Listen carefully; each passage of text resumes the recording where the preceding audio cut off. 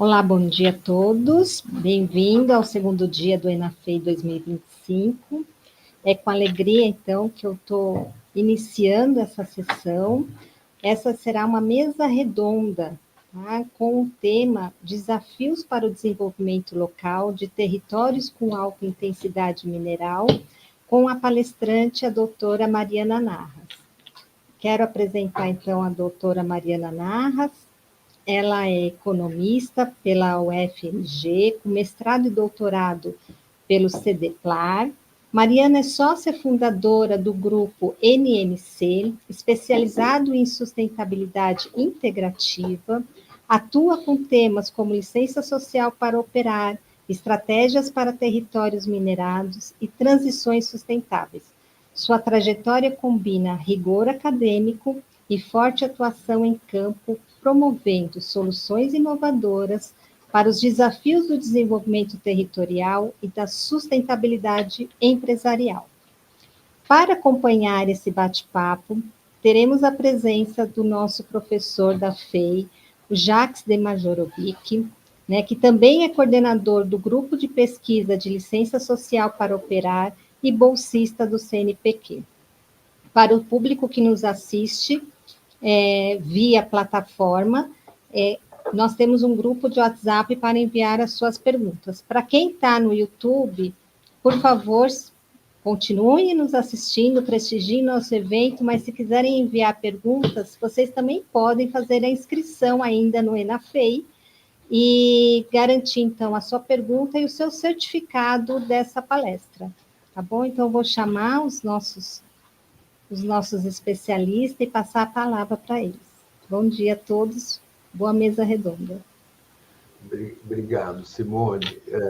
Bom, em primeiro lugar, fazer um agradecimento especial para a Mariana. Mariana, vocês vão ter a possibilidade de ver, tem uma longa e uma importante trajetória, não só no mundo acadêmico, né? Ela conseguiu integrar o mundo acadêmico com o mundo da consultoria empresarial e vem desenvolvendo um trabalho super importante, relevante, tentando trabalhar esses desafios, não só de territórios minerários, mas com muitos trabalhos nesse aspecto, né, que significa esses desafios dessa atividade que é tão importante para o país economicamente e que, ao mesmo tempo, traz enormes desafios ambientais e sociais e de transformar essa atividade em algo não só um benefício econômico, mas como ela pode ser um instrumento também de desenvolvimento local. Mariana, super obrigado por estar aqui no ENAFEI, participando. A gente fica muito feliz que você conseguiu aí colocar aí uma horinha aí na sua agenda para poder participar. Fica à vontade aí para fazer a sua apresentação e depois a gente vê perguntas e tal, e vai dialogando um pouco. Bom dia. Para mim, Simone, é de verdade um prazer e uma honra estar com vocês aqui hoje. Pela oportunidade, né, além de aprender com vocês, com a FEI, com o grupo de pesquisa de LSO que o Jacques lidera e com tanta competência, é um prazer para mim e uma grande oportunidade poder compartilhar um pouquinho do que eu aprendi aí nesses anos, tanto de vida acadêmica quanto consultoria, e trazer um pouquinho disso aqui, como que no dia a dia e na prática aqui da consultoria, como que eu tenho conseguido integrar um pouco, tanto das minhas pesquisas aí de mestrado, de doutorado, quanto saberes de outros colegas da academia no nosso dia a dia aqui da consultoria socioambiental. Nós somos uma empresa mineira, então, consequentemente, a mineração é um grande eixo da nossa economia, e para mim, como economista, sempre fez sentido estudar quais são os impactos, efeitos e oportunidades e desafios oriundos da atividade da mineração e da cadeia mineral para os territórios onde ela ocorre. E isso norteou muito tanto a minha pesquisa de mestrado, de doutorado, e continua a me instigar, me incentivar a pesquisar, a conhecer melhor até hoje. Então, o que eu vou trazer para vocês aqui é um exemplo dessa interação na prática com o assunto que eu sou apaixonada, que é o desenvolvimento local, a reconversão de territórios. Deixa eu só contextualizar um pouquinho, né? Então, voltando agora para o tema da palestra, desenvolvimento local com territórios com alta intensidade mineral, é importante dizer que o que a gente vai falar aqui hoje se aplica sim para territórios com mineração, mas para todos os outros territórios onde há um grande investimento estruturante, um grande empreendimento, um setor produtivo predominante que impacta territorialmente. Então, eu estou falando, por exemplo, de latifúndios, eu estou falando de empreendimentos de energia, eu estou falando de empreendimentos lineares, muitas vezes, como, por exemplo, minerodutos, ferrovias, eu estou falando de empreendimentos de estrutura relevantes, como, por exemplo, a instalação de um porto, de um complexo industrial. Então, a gente pode extrapolar o que a gente está falando aqui hoje, com algumas ressalvas, para outros setores também. Então, de que a gente vai falar? De que eu vou falar nesses minutos aqui? Bom, nós vamos seguir esse roteiro. Vamos falar rapidinho de sustentabilidade, normativas e legislações. Preciso dizer que, de um ponto de vista menos acadêmico e menos de normativos de boas práticas relacionados ao setor da mineração, mas não somente, vamos passar rapidinho ali em algumas normativas relacionadas a direitos humanos também. Depois vamos falar especificamente do setor da mineração, quais as especificidades produtivas que esse setor carrega consigo para os territórios onde de fato a mineração ocorre.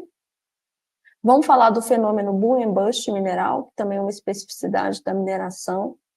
Depois a gente traz a nossa conversa aqui para esse olhar dessa simetria de efeitos, impactos, benefícios e oportunidades que se dá por uma nação que tem uma intensidade mineral relevante e por um território, um município, uma região que tem uma alta intensidade mineral.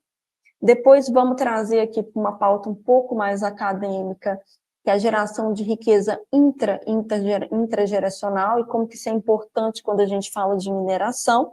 E aí, para fechar, eu vou trazer aqui um exemplo prático desse link aí da academia com a consultoria socioambiental, no estudo de caso de um projeto de reconversão produtiva que a gente levou para o município de Itabirito, que é o município aqui da região metropolitana de Belo Horizonte, Minas Gerais. Então, seguindo aí o nosso roteiro, vamos começar falando um pouquinho de sustentabilidade. Quando a gente fala de mineração, há uma série de normas, boas práticas internacionais que essas empresas, essas companhias de mineração do setor mineral, que muitas vezes são transnacionais, que têm operações em vários continentes, em vários países, e por uma questão de regra interna, de política, é necessário que essas empresas sigam um padrão mínimo da sua atuação, inclusive da sua atuação na gestão dos seus próprios impactos ao redor do mundo. E quais seriam, de maneira bem en passant aqui, essas normativas que são seguidas pela mineração? Bom, primeiro, a gente tem todos os ODS, né? Nós temos a Declaração Universal de Direitos Humanos, nós temos, essas empresas geralmente são signatárias também do Pacto da ONU, e se imprime a elas que seja seguido um padrão mínimo de não violação de direitos humanos e salvaguardas desses direitos humanos, tanto para os seus empregados e para a sua rede de fornecedores, e principalmente para as comunidades anfitriãs. Outro ponto super importante aqui trazer é a OIT 169, a gente tem legislações específicas para povos originários, povos tradicionais, como indígenas, aqui no caso do Brasil, como quilombolas e muitos outros. É importante destacar que, por exemplo, ribeirinhos são povos tradicionais, às vezes não reconhecidos, e tem uma série outras, os ciganos, por exemplo, e uma série outros de povos que têm seus direitos resguardados na OIT 169, e isso aí é uma métrica mínima que é seguida globalmente por essas empresas. Para as empresas que têm financiamento internacional ou que pegam dinheiro no mercado internacional a partir de fundos, por exemplo, de investimento para poder fazer expansão dos seus projetos, ou implantação de novos sites, geralmente essas empresas também têm que seguir todas as normativas, os padrões técnicos do IFC, e aí tem vários padrões relacionados aos nossos temas, se não me falha a memória, são 7 ou 8, desde normas técnicas relacionadas à salvaguarda da biodiversidade, salvaguarda relacionada a processos de socioeconomia, de deslocamento involuntário, de povos e comunidades tradicionais, de um sistema de monitoramento e gestão de impactos socioambientais no território, sistema de transparência das informações, onde é necessário evidenciar quais são as queixas, as reclamações das comunidades, e como que isso é tratado dentro do ambiente corporativo da empresa. Tem também o ICMM, que é um conselho, podemos dizer assim, global relacionado à mineração, que tem uma série de e-books, de normas, de boas práticas, relacionadas a todo o ciclo da mineração, inclusive a fechamento de mina. Temos também o GISTM, que é o TSM, como se fosse o SG da mineração, que inicialmente foi aplicado ao Canadá e hoje tem uma aplicação para o Brasil, que é o GISTM. E no Brasil a gente tem a ABNT 2030, PR 2030, relacionados às normas de sustentabilidade que esses empreendimentos também devem seguir. Então, tem todo um arcabouço teórico e de boas práticas por trás disso, mas por incrível que pareça, esse arcabouço teórico muitas vezes não é suficiente para garantir a gestão de impactos respeitosa ou a não violação de direitos humanos nos territórios onde há a mineração. Passando aqui bem rapidinho, do ponto de vista de normativas, legislações normativas, é importante destacar que teve uma aprovação do novo marco regulatório da mineração recentemente. Ele foi feito depois de uma longa discussão no Senado brasileiro, ele foi feito por meio de medidas provisórias e questões importantes como relacionadas a terras indígenas, recuperações de áreas degradadas, o próprio fechamento de mina, compromissos com a diversificação produtiva de territórios com mineração. Isso não foi alterado, ainda fica uma janela, uma lacuna, que dificulta, inclusive, a regulação e a fiscalização dos órgãos competentes no Brasil para assegurar que haja um processo limpo e livre de passivos ambientais e socioambientais frente a um fechamento de mina que pode acontecer de forma emergencial e mesmo planejado, muitas vezes não acontece de forma total. Aqui, como eu já disse, né, o SG da mineração aplicado para o Brasil seria o GISTM, que ele abarca toda essa parte de sustentabilidade, desde relação com comunidades, povos e comunidades tradicionais, gestão da biodiversidade, gestão de impacto, e isso é muito importante, porém é importante destacar que ele serve apenas para os empreendimentos e para os sites onde há grandes barragens de rejeito. Então, isso ainda não é global no Brasil, não cobre de forma isonômica todas as operações no Brasil. E aqui a gente tem outros preceitos que são importantes. Eu destaco aí no ICMM o notebook, a nota técnica de uso futuro, e a gente tem duas vertentes, duas correntes, dois movimentos que estão ganhando repercussão ultimamente. Primeiro que é o Climate Smart Mining. Quando a gente fala de transição energética do mundo, a gente sabe que a mineração tem um papel importante para essa transição.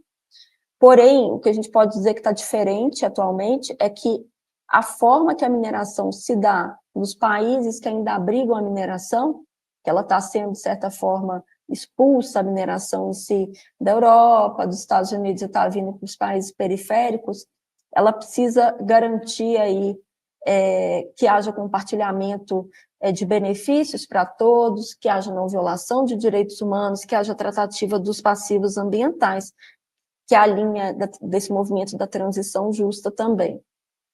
Passando aqui na sequência, se a gente fala de especificidades da mineração e por que é tão importante olhar para a mineração e para os territórios que a abrigam de uma forma diferenciada, é porque a mineração, apesar dela ser uma atividade industrial, ela não se desenvolve como a maioria das atividades industriais. E o que eu quero dizer com isso? Então, a gente sempre fica com aquela pergunta, tem uma longa discussão aí na literatura sobre o tema, se a mineração para os territórios anfitriões, se ela é uma dádiva ou uma maldição. Então, a mineração impacta favoravelmente o processo de desenvolvimento sustentável dos territórios em que se encontram? Então, tem 4 fatores, 4 especificidades aí que a gente tem que olhar com cautela, tá? A primeira é a rigidez locacional. Diferente da maioria das outras atividades industriais, como, por exemplo, indústria automobilística, indústria têxtil, indústria química, a mineração está sujeita à rigidez locacional. O que eu quero dizer com isso? Ela vai se alocar onde tem uma riqueza naquele subsolo, uma jazida mineral, que permite, a partir dos seus custos de oportunidade, etc., uma boa rentabilidade econômica. E a localização dessa mina, por exemplo, dessa jazida mineral, se dá em função das características do subsolo. E a mineração tem que ir para onde está essa riqueza. Diferentemente de outras indústrias que, de forma geral, preferem se alocar perto de centros urbanos, onde é possível usufruir de um pool de serviços de transporte, por exemplo, de uma série de serviços acessórios ao desenvolvimento industrial, setor secundário e terciário, tem uma grande inter-relação, de uma forma facilitada, o que a mineração não consegue, a mineração não tem essa possibilidade, ela vai para onde tem a mina mais rentável. E com isso, ela carrega consigo uma série de infraestruturas, eu estou falando de infraestrutura mesmo, tipo de transporte, de acesso, de rodovia, de ferrovia, de mineroduto, provisão de serviços públicos, energia, água, saneamento, acessibilidade, né? Se eu estou falando de internet e tudo mais, e uma série, um pool de fornecedores que vão atrás dela para onde ela decide se alocar. Ou seja, ela já chega num território, muitas vezes numa área remota, com a sua mochilinha nas costas pronta, tanto de infraestrutura, quanto de serviços, quanto de fornecedores. E aí, quando esse município, muitas vezes pequeno, que está numa área isolada, como é a região, por exemplo, agora do sudeste do Pará, esse município geralmente tem uma estrutura muito simples se ele está numa área isolada. É um pequeno município, onde tem uma cultura extrativista, onde às vezes o governo é quem mais contrata. Então, ele não está preparado para interagir de uma forma exitosa com esse grande empreendimento. E isso gera, no final das contas, esse grande ato tecnológico. É como se esse empreendimento chegasse no território falando francês, e o território está ali, muitas vezes, falando por exemplo, português. Um não comunica com o outro. Isso dificulta a possibilidade de aproveitamento das oportunidades de emprego e negócio oriundas da mineração, que já chega no seu território com o seu hub de logística, serviços e infraestrutura anexado ao site mineral, dificultando as possibilidades de desenvolvimento local sustentável daquele território por si só, que muitas vezes usufrui da mineração ali numa pequena parcela dos empregos, lucro e dividendos não ficam no território, em alguns serviços de baixa complexidade, que absorvem mão de obra ali, e algum consumo local induzido, por exemplo, hospedagem, hotelaria, serviços de alimentação. Uma outra característica muito importante é o formato fly-in, fly-out, onde, por muitas vezes, toda a mão de obra, ou pelo menos a mão de obra mais qualificada desses sites, ela vai para o site, fica ali, às vezes, de segunda a sexta, quando é possível fazer movimento pendular para o seu local de residência, ou fica ali 2, 3 semanas e volta para o seu local de residência. Ou seja, ela não mora ali naquele território. Com isso, as possibilidades de dinamizar o consumo interno, de melhorar os serviços de educação, por exemplo, serviços de saúde, são reduzidas, porque esses cargos mais altos continuam morando nos grandes centros urbanos, por exemplo, Rio de Janeiro, São Paulo, Belo Horizonte, e fazendo movimentos pendulares para trabalhar. Outra característica muito importante é como o ciclo mineral depende, no final das contas, estou falando da demanda por bens minerais e o preço, principalmente, que a demanda oscila pouco, mas o preço oscila muito. depende da demanda internacional, e essa demanda internacional, ela não é controlada pelo município anfitrião e muitas vezes nem pela própria companhia mineral. Esse município, muitas vezes pequeno e de baixo porte, sua dinâmica econômica fica completamente dependente de um fator que é global. Então, se a demanda pelo aquele minério cai, vai cair CEFEM, vai cair todos os investimentos, por exemplo, a contratação, e de uma hora para outra, aquela dinâmica produtiva que tinha um certo patamar de bem-estar, vai ver esse patamar ameaçado. Passar aqui rapidinho na animação, e já vou para o próximo slide. Falando rapidamente aqui do boom and bust, que eu já falei um pouquinho no slide anterior. O que seria isso, tá? É importante destacar outra especificidade da mineração, que é a seguinte: durante a implantação de um novo site ou expansão de um site, é o que a gente chama de boom.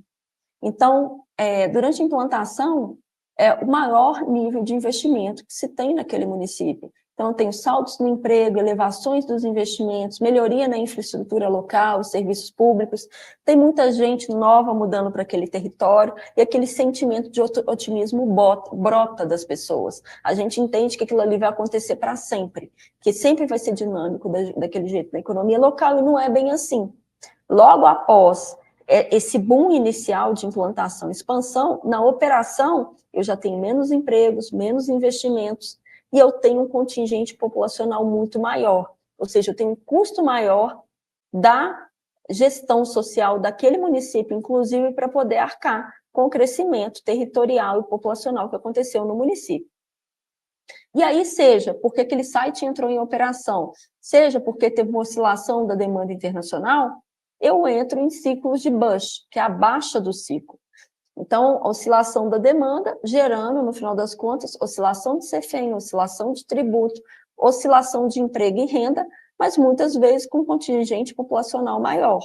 E aí, eu posso deixar para trás, porque é assim, quando o preço do minério está mais baixo, eu invisto menos, por exemplo, na área ambiental. Deixando passivo ambiental, muitas vezes desemprego, redução de renda, redução populacional, e em alguns casos, bolsões de pobreza.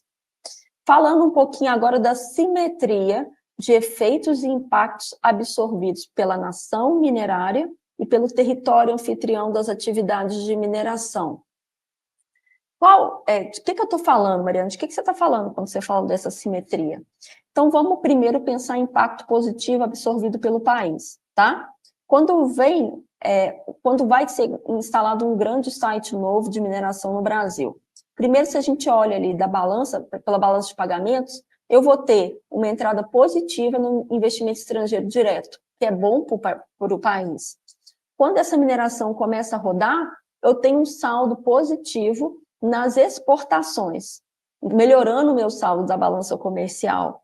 E aí, ao longo do tempo, isso pode gerar para o país acúmulo de divisas internacionais, que é super importante para o país, para passar credibilidade para o resto do mundo, né?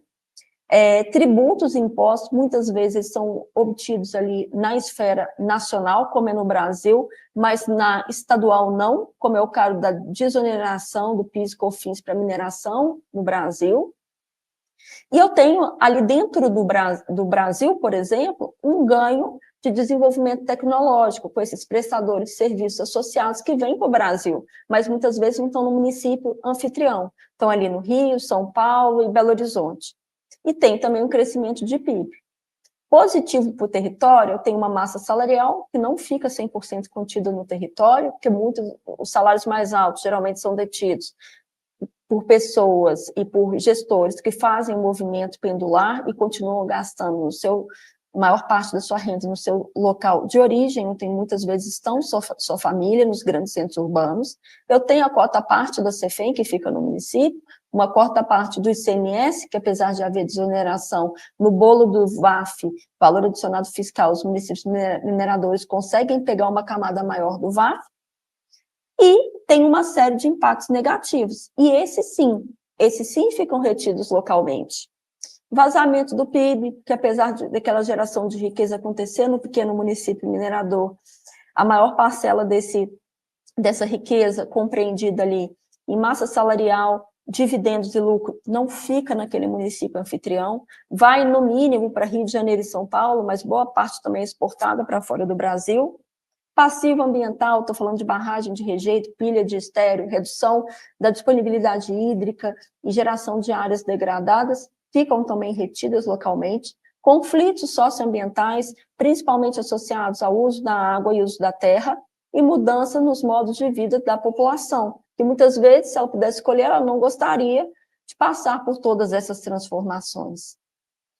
E aí, para a gente fazer uma reflexão aqui, riqueza mineral para quem? Então, se a gente pega pelo ponto de vista da literatura sobre o tema, sobre desenvolvimento sustentável, sua relação com a mineração, a ótica da sustentabilidade sensata. A gente tem 3 óticas que eu não vou entrar aqui agora, mas para quem gosta do tema vale a pena pesquisar, sustentabilidade forte, fraca e sensata. Eu estou pegando a sensata aqui.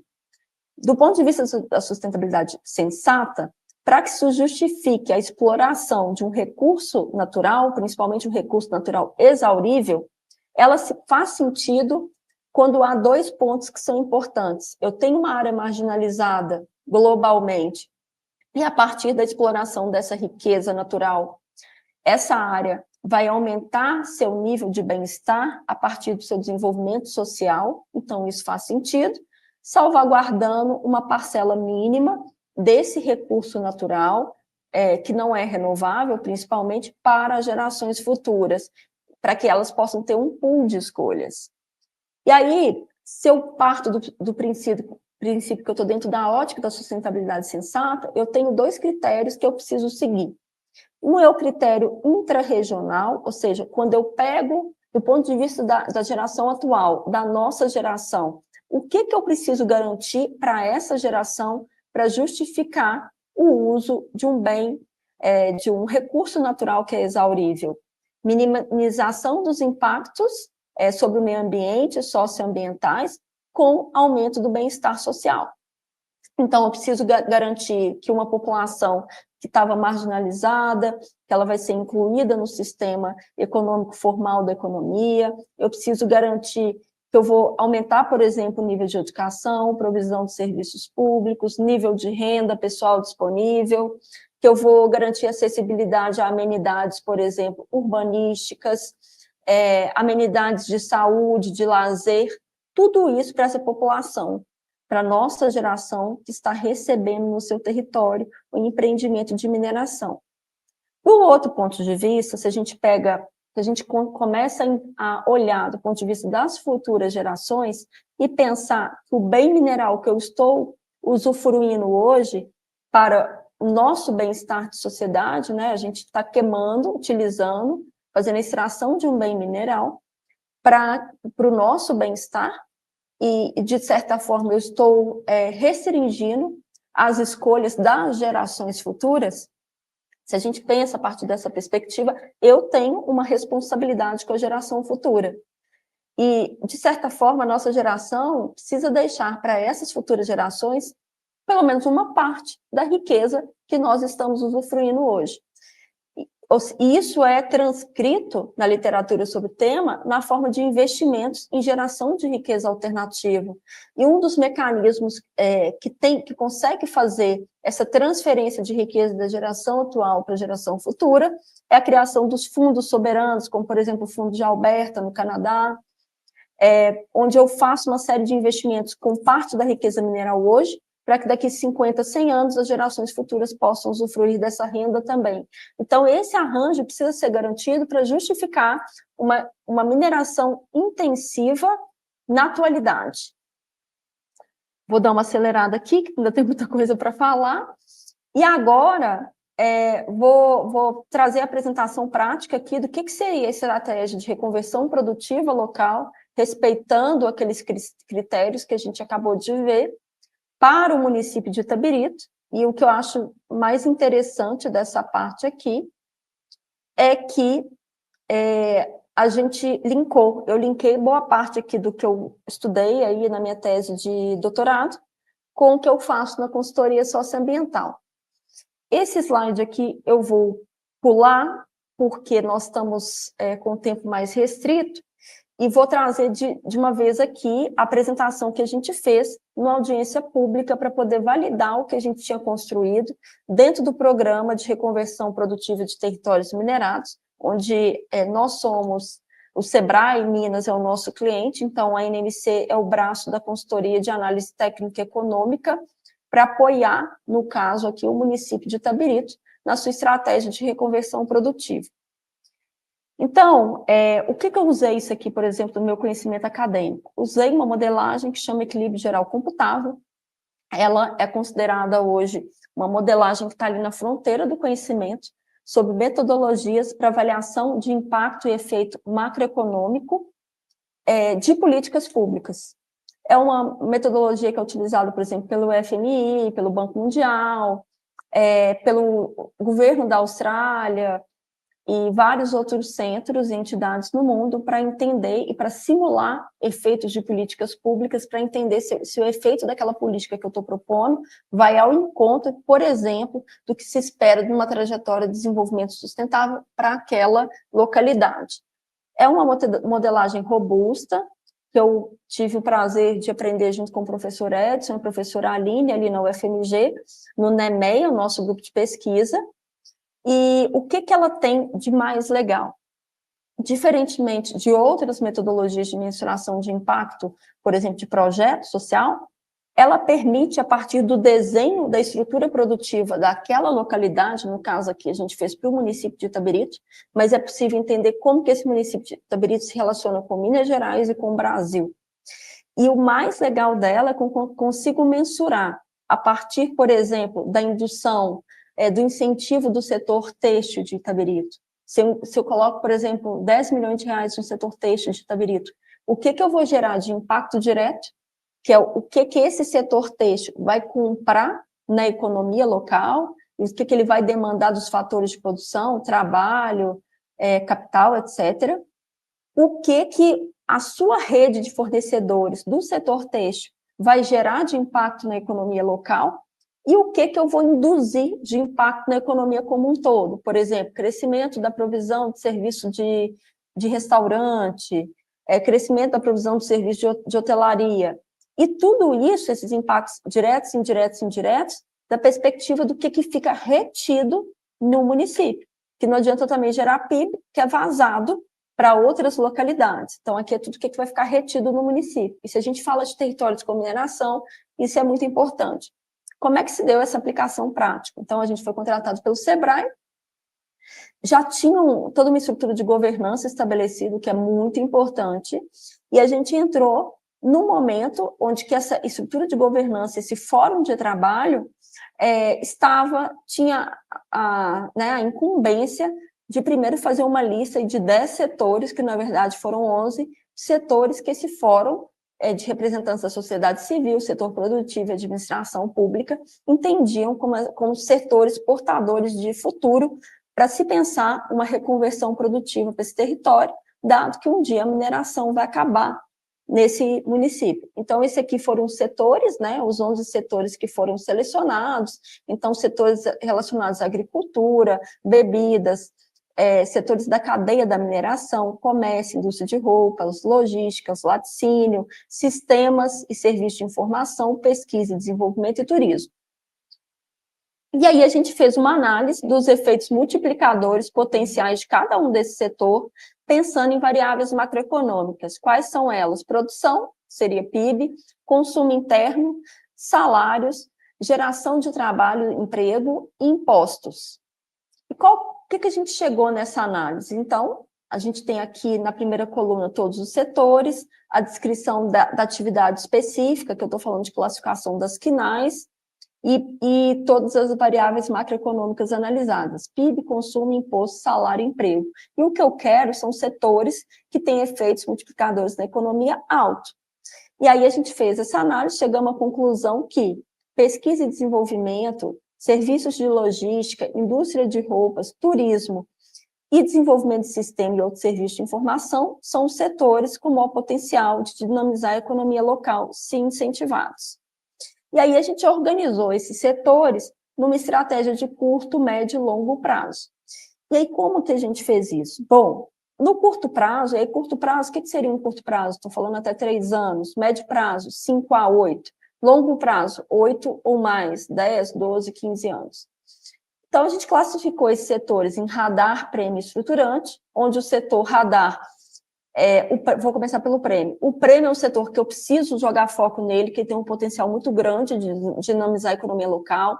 Estruturantes são setores que vêm para sanar gargalos que eu tenho, que sem isso nada vai dar certo, como se fosse um colchão mínimo ali de estrutura que eu preciso provisionar. E o radar são setores que eu não vou colocar foco nele, não vou colocar o meu dinheiro nele, mas se vier um sponsor externo e quiser incentivar, eu vou abraçar. Setor premium, no curto prazo, turismo. No médio prazo, a gente tem artigos de vestuário e acessórios, indústria de roupas. No longo prazo, desenvolvimento de sistemas e outros serviços de informação. Estruturante, logística e pesquisa em desenvolvimento, suportando todos esses setores de cima. Radar, bebidas, comércio. Médio prazo, serviços de apoio à cadeia da mineração, lavouras, tanto temporária como permanente, e longo prazo, a cadeia e o setor de laticínios. Pessoal, consegui passar aqui o overview da nossa apresentação, espero que tenha ficado claro esses links aí entre o acadêmico e a nossa consultoria, e novamente foi um prazer mesmo poder compartilhar esse conhecimento com vocês aqui. Deixa eu parar de compartilhar e voltar.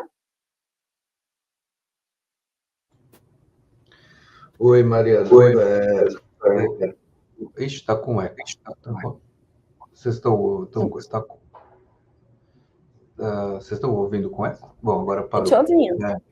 Então tá bom. Bom, primeiro, obrigado, Mariana, pela apresentação, para a gente entender esses desafios, né? Os desafios que a Mariana apresenta de desenvolvimento local, eles estão presentes em diversos setores, né? Não só na mineração. Hoje tem um debate grande que a gente faz aqui, Mariana também tem trabalhado com isso, né? A gente vive um momento, de um lado, bastante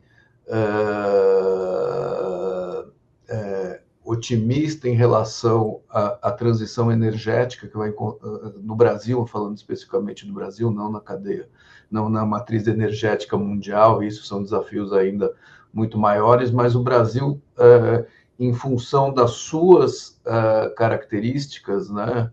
O Brasil tem vantagens muito difíceis de serem copiadas, desprezadas e copiadas, né?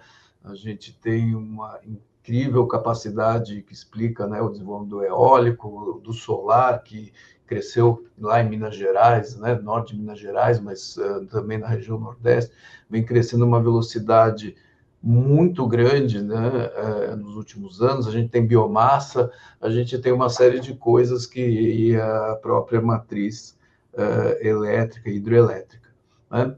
Mas também nesse processo, e fora que no período futuro, Minas Gerais está aí, hoje tem o seu Vale do Lítio, né? Na região no norte, Araçaí, e está uma modificação da mineração, assim, numa velocidade talvez até mais acelerada que essa que a gente viu no Pará, né? No sul do Pará, com a Vale. É impressionante. A gente teve lá com um grupo de pesquisa visitando, e as mudanças né, desse boom aí do lítio, principalmente hoje, não só para isso, mas para abastecer as baterias aí dos carros elétricos. E, ao mesmo tempo, a gente vê exatamente, né, a gente encara tudo isso tanto nessa transição energética como nesse novo boom aí no norte de Minas, com o lítio da transição energética, a gente esbarra no que a Mariana está falando, né?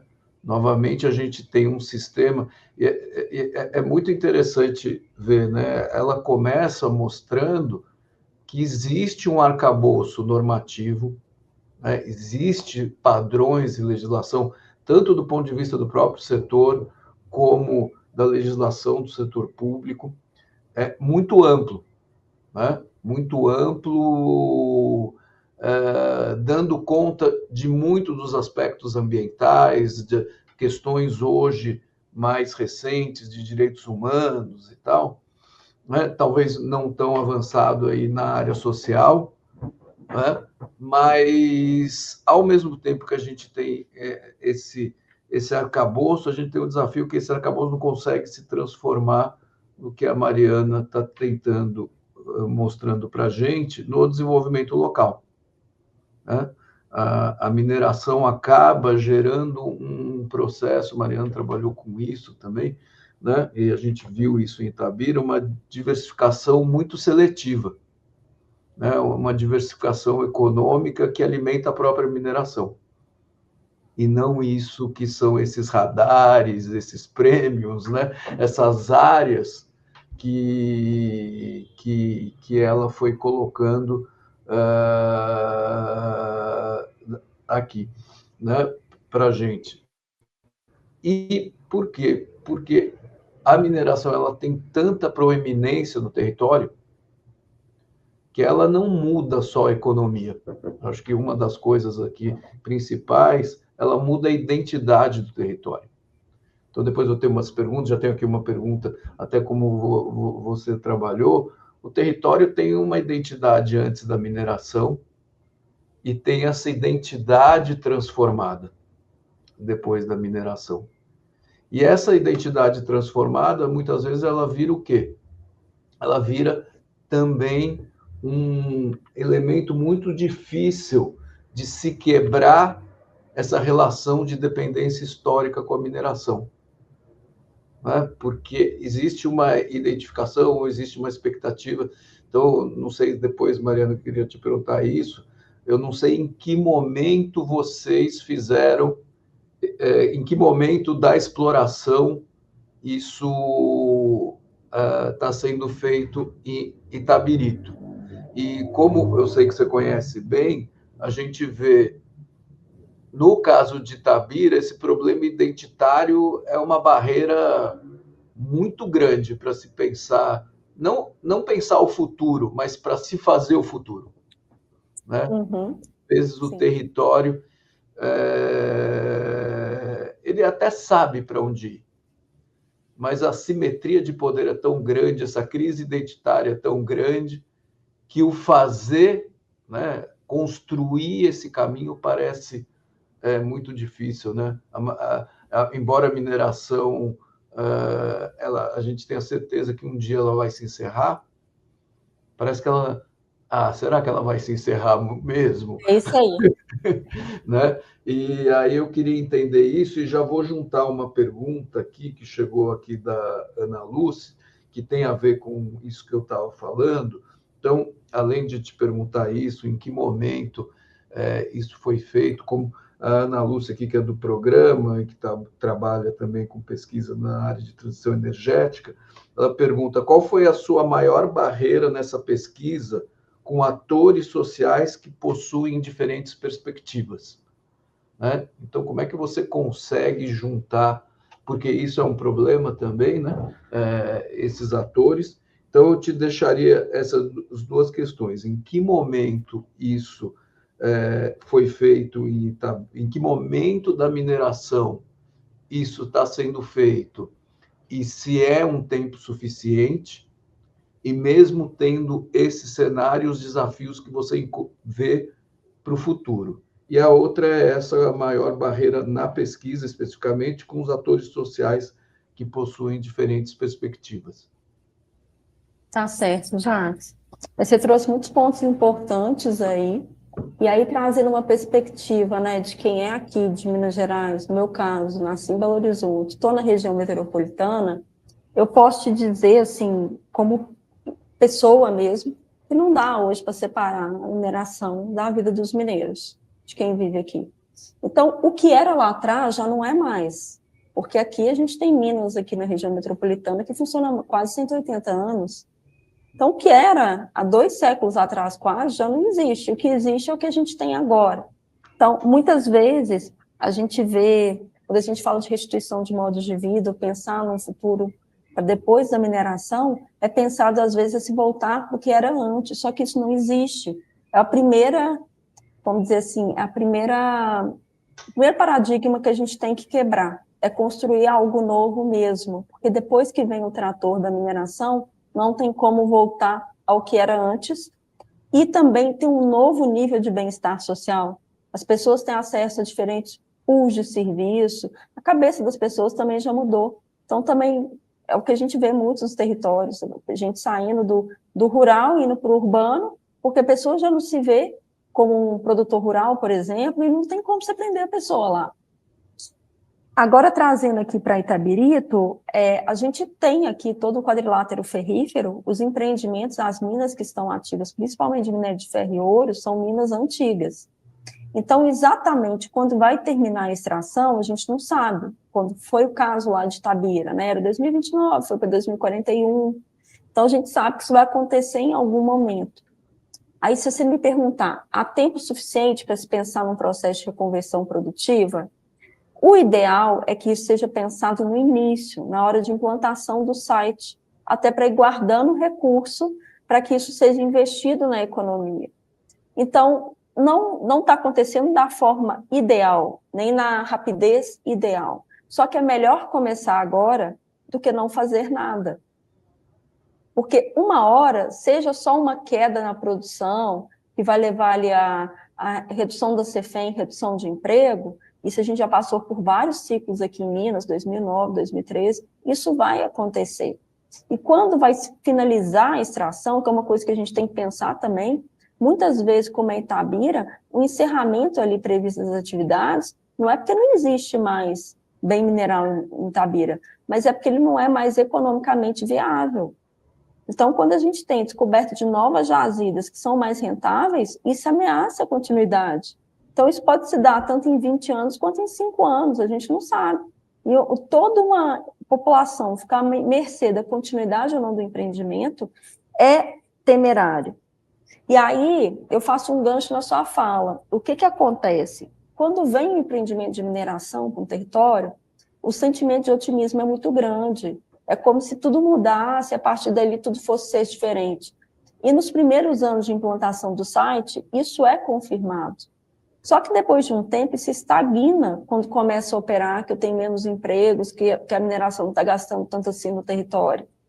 E aí começa o atrito, né? O sentimento de que eu vejo aquela riqueza toda acontecendo, mas essa riqueza está saindo aqui do meu município, e eu mesmo que moro aqui, estava aqui antes da mineração chegar, só estou pegando migalhas. Então, é o grande ressentimento que as comunidades geralmente têm com a mineração.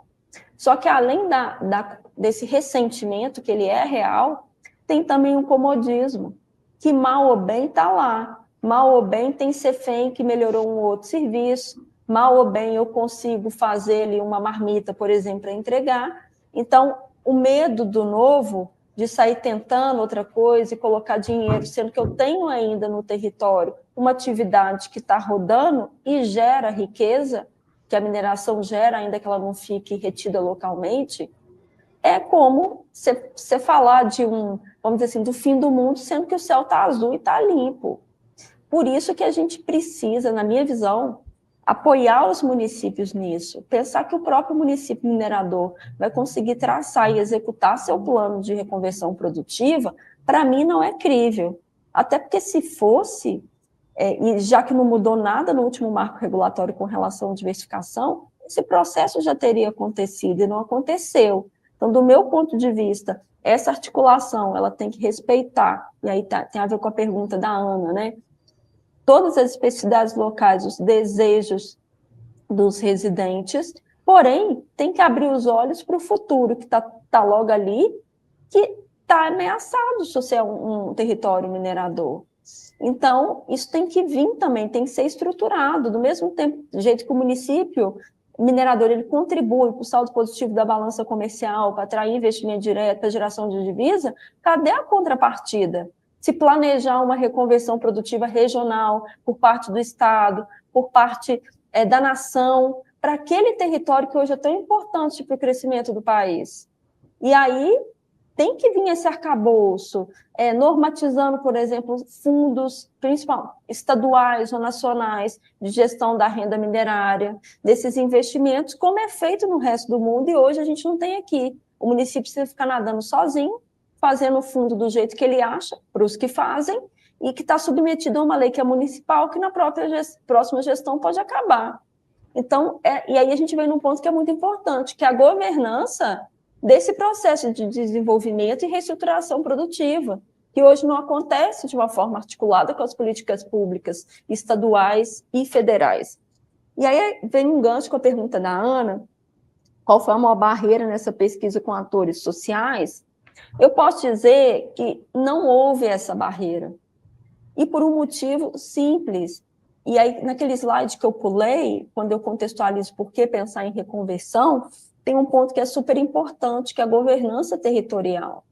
Esse processo de reconversão produtiva, na verdade, a grande contribuição que a NMC fez é conciliar desejos e sonhos com a aplicabilidade prática. Eu posso sonhar, por exemplo, todo município minerador pensa que o turismo vai ser a bola da vez e vai mudar tudo. O turismo ele é muito importante, que ele tem um perfil complementar à mineração. Ele absorve uma série de mão de obra, de gente, que não trabalharia, por exemplo, numa mineração, o que é ótimo, mas ele não gera o mesmo nível de riqueza e geração de tributos e bem-estar social de uma atividade industrial. Então, é a gente trazer, o que a gente fez, na verdade, foi trazer essa reflexão mais técnica para conciliar sonhos e desejos com a perspectiva de estrutura produtiva futura para aquele município capaz de suportar um nível de bem-estar social, pelo menos próximo ao que eles têm hoje com a mineração. Então, é esse trabalho que você tem que fazer, não é falar que não pode, né? É entender o que eles querem e, além do que eles querem, do que os atores locais querem, estruturar, colocar gargalo estruturante, linkar com outras aptidões ali daquele território que vão dar essa pujança econômica para o futuro. Legal. Acho que eu vou juntar aqui, acho que você já tem uma outra pergunta, se você quiser fazer alguma complementação, que é do Tom aqui, na verdade tem duas perguntas. Ele pergunta o seguinte, acho que você já foi respondendo, não sei se você quer completar alguma coisa, que foi essa parte final da sua fala, né? Ele pergunta aqui, oportunidades de inovação tecnológica, institucional e social você enxerga como caminhos para transformar a mineração em um vetor de desenvolvimento local, e não aquilo que você falou também, né, visto só como uma maldição dos recursos, né? O território ali, o que parece uma bênção pode se transformar, né? Eu acho que você já começou a responder, eu não sei se você quiser isso. E uma outra pergunta do Daniel, Fogos aqui da FEI, ele fala assim, imagino que para ampliar o desenvolvimento local, neste contexto, necessita de políticas tripartites, pública, empresa e sociedade. Em suas perspectivas, poderia apontar possíveis soluções para represar uma parte do lucro no território, ou poderia trazer exemplos de soluções que você tenha vivido aí no seu mundo da consultoria? E eu só complementaria isso, né, que você falou bem, o território ele não está preparado para fazer isso sozinho, né? É um sistema de governança que dependeria, né, de uma junção federal, estadual e municipal, mas que estivessem sensibilizados para a importância desse processo de reestruturação. Você vê algo nesse sentido, complementando essas duas perguntas? Na medida que as experiências de fechamento vão deixando seus resultados pouco planejados, negativos, alguma sensibilidade da estrutura governamental, seja municipal, estadual ou federal, mais sensibilizada para a necessidade de fazer isso que você está fazendo no Itabirito? Então, vou seguir aqui. Primeiro foi a pergunta do Tom, né? E o que eu vejo dessas oportunidades? Isso aí é uma análise muito específica para cada território, tá? Cada território tem uma estrutura produtiva, tem uma série de vantagens comparativas, então isso a gente não pode generalizar. O que eu posso falar é, de forma geral, aqui, principalmente para Minas Gerais, como a gente tem uma tradição minerária muito grande, e a gente tem mão de obra especializada, fornecedores, tem toda uma rede aqui de atores altamente capacitados. O que eu vejo enquanto potencialidade é aproveitar toda essa experiência e pensar um processo de reconversão produtiva que, pelo menos no médio ou longo prazo, ele também contempla a habilidade na mineração, mas não necessariamente a mineração. O que eu quero dizer com isso? Minas Gerais, hoje, pode ser um provedor de expertise e de serviços tecnológicos associados à mineração para o Brasil e para o mundo, desde que haja esforço intencional em fazer esse tipo de arranjo produtivo aqui, porque isso não brota sozinho. Então, tem uma série de arranjos produtivos, por exemplo, o que a gente está passando aqui de processo de descomissionamento de barragens. Isso é uma experiência que a gente pode levar para o mundo inteiro. Como, por exemplo, a região de Pittsburgh, ali nos Estados Unidos, depois que terminou a produção de aço, eles exportam serviços tecnológicos associados à siderurgia, ao aço, para o mundo inteiro. E que, de certa forma, é a mesma trajetória ali que regiões como a Alemanha, como a Áustria fazem também. Então, a gente precisa aproveitar, a gente pode aproveitar essa expertise minerária, que hoje já faz parte da nossa história e da nossa cultura, para exportar expertise de serviços tecnológicos associados para mineração para outros locais, que é o que a Austrália faz muito bem. E tem uma mineração muito mais sustentável que a gente, né? Então, isso eu vejo de forma geral, lembrando que tem especificidades para cada território. Quando a gente fala dessa política tripartite aí, que foi a segunda pergunta, eu volto ali na questão da governança, estabelecer essas redes de governança, né, já que você também ressalta muito isso. É importante, essa governança realmente, ela é tripartite, ela é tripartite, e eu não posso dizer, por exemplo, e no estabelecimento dos fundos, a gente tem que começar a estabelecer fundo com regras claras, por meio aí de seja medida provisória, seja legislação mesmo, que obriga que parte dessa renda minerária seja destinada para diversificação produtiva, para transferência para as futuras gerações. Como que isso vai ser feito? Se vai ser uma parte da CEFEM, se vai ser uma parte do lucro, se vai ser uma parte da receita bruta, tem vários arranjos aí que acontecem no mundo. No meu entendimento, o mais importante é definir uma regra clara e seguir de forma perene aí ao longo do tempo.